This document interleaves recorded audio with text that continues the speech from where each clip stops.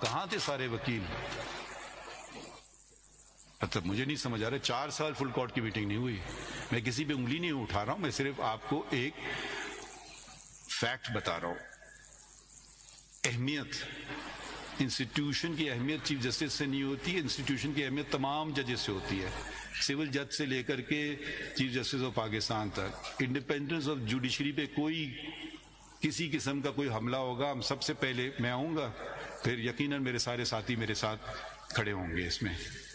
اور انٹرفیئرنس ہم کبھی ایکسیپٹ نہیں کرتے ہیں، ٹھیک ہے؟ تو اس کی اہمیت، مگر اگر کسی کا کوئی اور ایجنڈا ہے کہ میں ایسے کروں میں ویسے کروں، پھر وہ انشاءاللہ یا تو پریزیڈنٹ بن جائیں سپریم کورٹ بار کے، یا چیف جسٹس بن جائیں، پھر وہ اپنی مرضی کر لیں.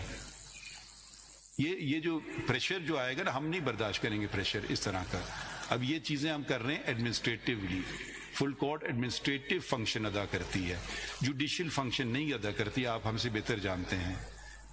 ایک ایڈمنسٹریٹو باڈی جو تمام ججز صاحبان تھے ملے، اور اس پہ ہم نے یقیناً لمبی بات ہوئی ہوگی کیونکہ تقریباً افطاری تک پہنچ گئی تھی میٹنگ 4 بجے سے.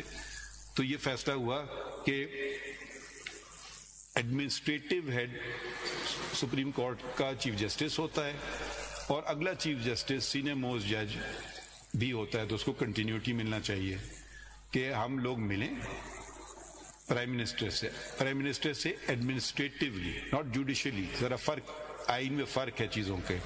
کس سے ملے؟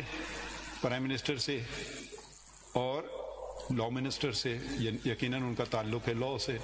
اور تیسرے آپ خود تھے اس میٹنگ میں، اور ہماری طرف سے registrar of the supreme court, کیونکہ ہم اس کو official meeting, official administrative meeting کا درجہ دینا چاہتے تھے. کوئی چیمبر میں میٹنگ نہیں کی، کوئی گھر میں میٹنگ نہیں کی، ایک باقاعدہ سپریم کورٹ کے پریمیسز میں اکراس دا ٹیبل ایگزیکٹو آپ کی پیش ہو رہی ہے سامنے، جس کو انتظامیہ کہتے ہیں.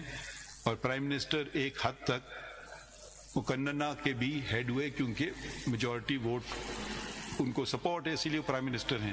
اور اس طرف عدلیہ کی انتظامیہ بیٹھی ہوئی ہے ایڈمنسٹریٹولی.